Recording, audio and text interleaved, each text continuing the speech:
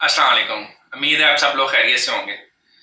एक अक्सर बात की जाती है कि जो हमारा मुल्क है पाकिस्तान, वो रिसर्च की फील्ड में बहुत पीछे है।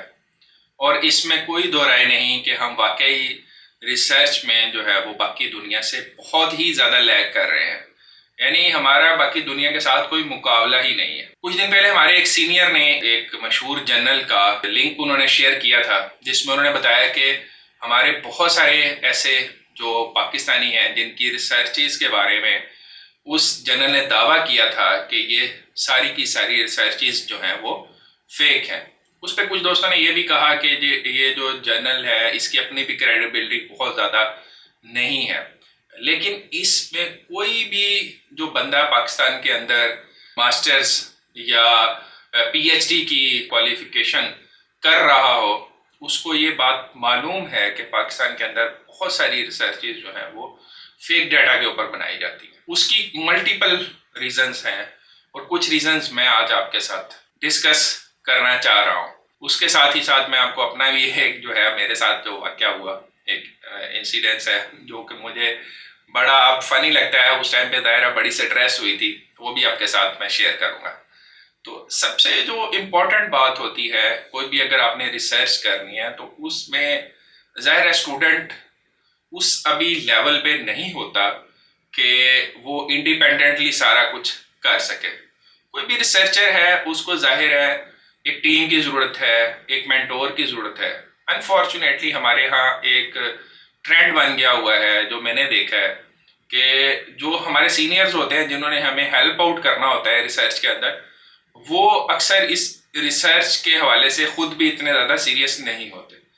वो कहते हैं आप खुद जाओ, कोई टॉपिक ढूंढ के लेके आओ। आप पहले टॉपिक जो है वो ढूंढते हैं, कोई मजाक नहीं है टॉपिक ढूंढने में। आप टॉपिक ढूंढ के लेके आए, आपने उनको टॉपिक्स दिखाए, फिर उनमें से मोस्टली वो रिजेक्ट कर देते हैं, उन्हें पसंद नहीं आते। फिर जनाब कोई एक किसी टॉपिक के ऊपर कंसेंसस हो जाता है कि हाँ जी ये वाला टॉपिक इसके ऊपर आप रिसर्च करो। अब होता क्या, होता ये है कि हमारा जो एजुकेशन का सिस्टम है वो इस तरह से बेस्ड नहीं है कि उसमें रिसर्च को इतनी ज़्यादा हेल्प मिल सके। स्पेशली मैं अगर मेडिकल फील्ड की बात करूँ तो मैं बहुत ही कम, मैं उंगलियों पे गिन सकता हूँ, मैंने सैकड़ों डॉक्टर्स के साथ काम किया, मैं उंगलियों पे गिन सकता हूँ जिन मेरे सीनियर्स को अच्छी रिसर्च करना आती थी और जो जेन्युइन रिसर्च करते थे। बाकी मोस्टली जो कर रहे थे वो मैं यहाँ पे डिस्कस नहीं करूँगा। अच्छा खैर, पहली तो ये होगी हिंड्रेंस कि आपको टॉपिक ही चूज करने में बड़ी मुश्किलात होती है। हालांकि आइडियली ये होना चाहिए कि एक बंदा जो एसोसिएट प्रोफेसर या प्रोफेसर के लेवल पे पहुंच चुका है तो उसने इतने ज़्यादा केसेस देखे होते हैं, उसका विजन इतना ब्रॉड हो चुका होता है कि वो खुद से अपने जो स्टूडेंट को कुछ टॉपिक्स दे जो कि उसके ख्याल के अंदर रिसर्च के काबिल होते हैं। अब जाहिर है स्टूडेंट का तो जो भी कह लें कि एक देखने का या उसके सोचने का एक जो अमल होगा वो लिमिटेड होगा। अब उसने इतने ज़्यादा ना तो केसेस देखे होते हैं, ना ही उसका विजन इतना ज़्यादा ब्रॉड होता है, और ना ही हमारा जिस तरह का एजुकेशन सिस्टम है उसमें उसे इतना टाइम ही मिल सकता है कि वो बहुत ज़्यादा रिसर्च के बारे में सोच सके, क्योंकि उसे थ्योरी भी पास करनी है, उसे वाइवा भी पास करना है, और जनाब रिसर्च जो है वो उसके लिए एक बिल्कुल ही एक कह लें कि आखिरी चीज़ होती है जिसके बारे में वो बॉदर कर रहा होता है। तो पहली बात तो पहले स्टेप पे ये गलत हो जाती है कि जनाब उसको आप टॉपिक ढूंढने पे लगा देते हैं जिस बंदे को पता ही नहीं है कि मैंने किस चीज़ के ऊपर रिसर्च करनी है। अच्छा खैर, उसने एक टॉपिक ढूंढ लिया, उसके बाद क्या होता है कि जनाब प्रोफेसर साहब के पास टाइम ही नहीं है कि वो उसको गाइड कर सके, उसको बता सके कि आपने रिसर्च किस तरह करनी है और इसमें आपने क्या क्या करना है।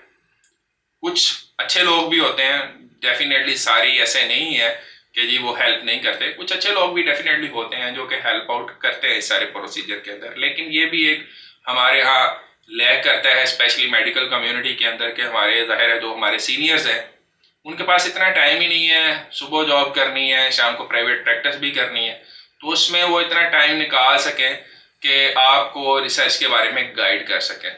बल्कि यहाँ तक भी है कि बहुत सारों ने तो खुद रिसर्च नहीं की होती, तो इसलिए उन्हें भी इतना ज़्यादा इल्म नहीं होता कि मैं अब अपने स्टूडेंट को या अपने जो भी ट्रेनी है उसको गाइड कर सकूं कि किस चीज़ के ऊपर रिसर्च करें। तो ये भी एक बड़ी वजह है कि पाकिस्तान के अंदर स्पेशली मेडिकल जो हमारी कम्युनिटी है कि उसमें से कोई अच्छे आर्टिकल्स पब्लिश नहीं होते। फिर अगर तीसरे नंबर पे बात करें तो वो इंस्टीट्यूशन जिसके साथ वो स्टूडेंट ट्रेनिंग कर रहा है या अपनी पोस्ट ग्रेजुएशन कर रहा है, वो इंस्टीट्यूशन भी इतना ज़्यादा हेल्पिंग नहीं होता कि उसको रिसर्च के अंदर हेल्प कर सके। अगर मैं अपनी बात करूं तो मैं जिस यूनिवर्सिटी से पोस्ट ग्रेजुएशन कर रहा था, अब आप अंदाज़ा लगा ले, मैं आपको वाकया सुनाता हूँ कि मेरे साथ क्या हुआ। मेरे जो सुपरवाइजर थे अल्हम्दुलिल्लाह बहुत अच्छे इंसान है, वो हर स्टेज के ऊपर हेल्प करने वाले बंदे थे। उन्होंने मुझे टॉपिक की सिलेक्शन के अंदर भी हेल्प की। फिर जब हमारी एथिकल रिव्यू कमेटी हुई हमारे हॉस्पिटल के अंदर, उसमें भी उन्होंने मुझे हेल्प की और रिसर्च भी मेरी उन्होंने थॉरली पढ़ी और सारा कुछ उन्होंने हर स्टेज पे हर जगह पे जहाँ पे मुझे उनकी हेल्प की ज़रूरत थी तो उन्होंने मुझे की। अब क्या होता है कि वो मैं जमा करवा देता हूँ अपनी यूनिवर्सिटी के अंदर के जनाब ये मेरा साइनॉप्सिस है, इसके ऊपर मैं रिसर्च करना चाहता हूँ। मैं दिसंबर के अंदर वो जमा करवाता हूँ और मेरी बारी आती है जनाब 6 माह के बाद। 6 माह मेरी रिसर्च पता नहीं कहाँ पे पड़ी रही। अब जब 6 माह के बाद मेरी बारी आई तो जनाब वो टॉपिक ही नहीं पसंद आ रहा। अब देखें एक बंदे ने दिसंबर के अंदर वो जमा कराई और 6 माह आपकी यूनिवर्सिटी के अंदर वो साइनॉप्सिस पढ़ा रहा। अगर आपको उसका टॉपिक ही नहीं पसंद तो उसको पहले दिन ही आप बता दें स्टूडेंट को कि भाई आपका ये टॉपिक जो है हमारे ख्याल में इसका स्टैंडर्ड इतना नहीं है कि आप जो है वो इसको पोस्ट ग्रेजुएशन के लेवल पे कर सके। खैर जब उस मीटिंग के अंदर मैंने वो साइनॉप्सिस डिफेंस अपना पेश किया तो मैंने बताया कि हाँ इसके ऊपर अभी लेटली भी रिसर्चेस चल रही है पूरी दुनिया के अंदर, 18, 19, 20, 21 के अंदर मैं ये डिफेंस दे रहा था। तो मैंने बताया कि ये सारे जो है वो इस तरह से अभी भी इसके ऊपर रिसर्च चल रही है और इसके ऊपर कंट्रोवर्सी है कि ये आया जो है वो एस्टेब्लिश्ड फैक्ट है या नहीं। उनकी जिद थी कि नहीं जनाब ये तो एस्टेब्लिश्ड फैक्ट है तो इसके ऊपर तो रिसर्च करना बनती नहीं है। मैंने बताया 18 में ये बात हुई, 19 में ये, 20 में ये, 21 में ये। तो खैर वो बजीद थे कि ये जो टॉपिक है वो इस काबिल नहीं है कि इसकी बेस पे आप अपना पोस्ट ग्रेजुएशन की जो डिग्री है उसको कंप्लीट कर सकोगी। मैंने कहा कि आप मुझे ये बताएं कि मेरे सिनॉप्सिस के अंदर गलतियां क्या हैं, टॉपिक को छोड़ दें आप। तो आए माए शाए जो चेयरमैन साहब हैं जनाब पहले मुझे कुछ गाइड करने लगे, फिर मैंने जब खुद से बताना शुरू किया क्योंकि मैं उन चंद ट्रेनीज के अंदर था, मेरे ख्याल में शायद लेस देन 5% होंगे या 10% लोग होंगे जो अपना सिनॉप्सिस वगैरह खुद लिखते हैं। तो मैं उन चंद कह लें कि लोगों में से था जिसने अपना खुद लिखा हुआ था सारा कुछ और मुझे सारा पता था मैंने उसके अंदर क्या लिखा है। तो खैर वो उस सही तरह से मुझे कॉन्ट्राडिक्ट नहीं कर सके। उनकी यही रट थी कि जनाब ये टॉपिक गलत है और मैं यही सोच रहा था उस टाइम पे बैठा कि जनाब अगर मेरा टॉपिक गलत था तो आपने मेरे 6 माह क्यों वेस्ट किए।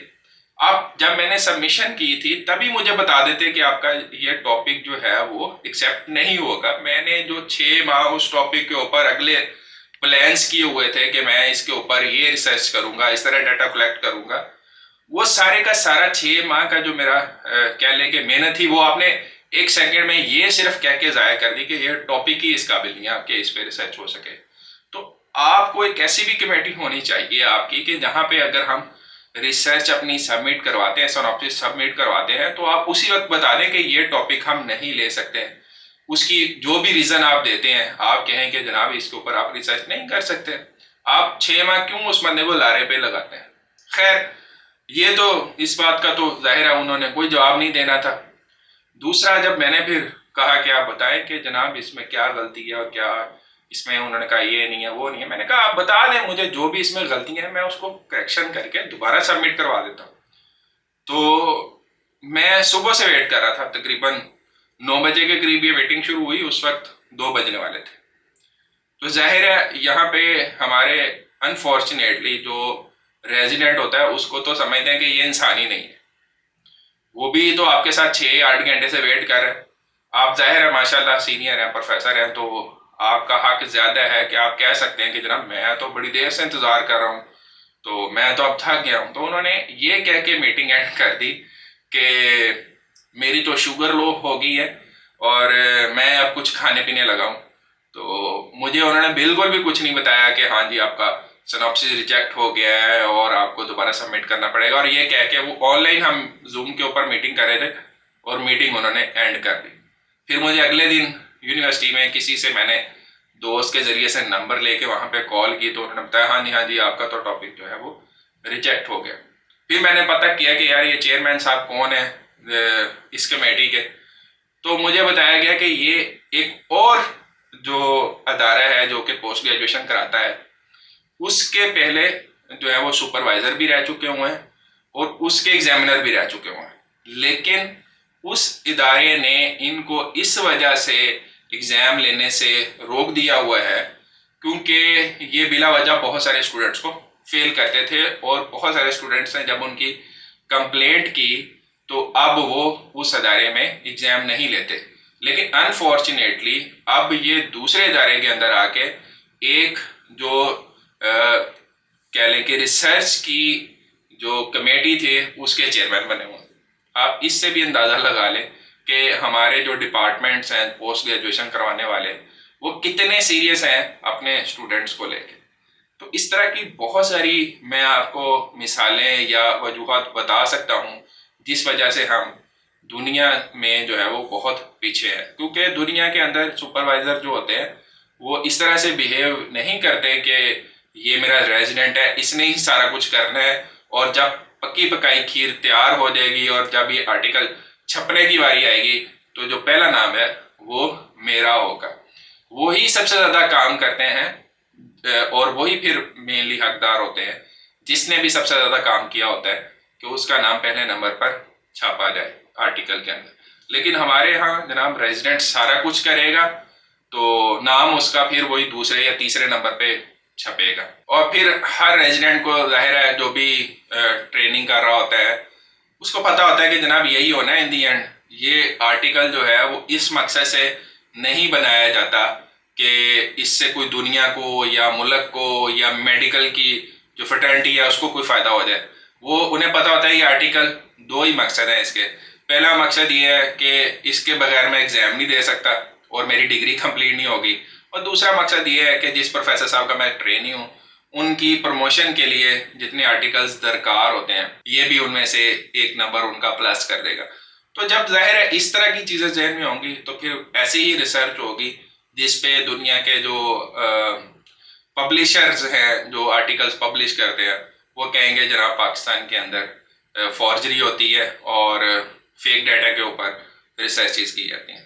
तो हमें इन चीज़ों को सोचने की ज़रूरत है, स्पेशली जो यंग कंसल्टेंट्स बने हैं जो अभी उस लेवल पे प्रोफेसर्स के लेवल पे एसोसिएट प्रोफेसर्स के लेवल पे नहीं पहुंचे, कि आइंदा जो उनके रेजिडेंट्स हैं जो आने वाले जूनियर्स हैं उनके लिए रिसर्च की फील्ड के अंदर जो है वो इतनी तो एटलीस्ट आसानियाँ पैदा कर सकें कि वो एटलीस्ट ये सोच सकें कि हमने जेन्युइन रिसर्च करनी है। बाकी चीज़ें बाद में आएंगी। अगली वीडियो तक अपना ख्याल रखिएगा। अल्लाह हाफिज़।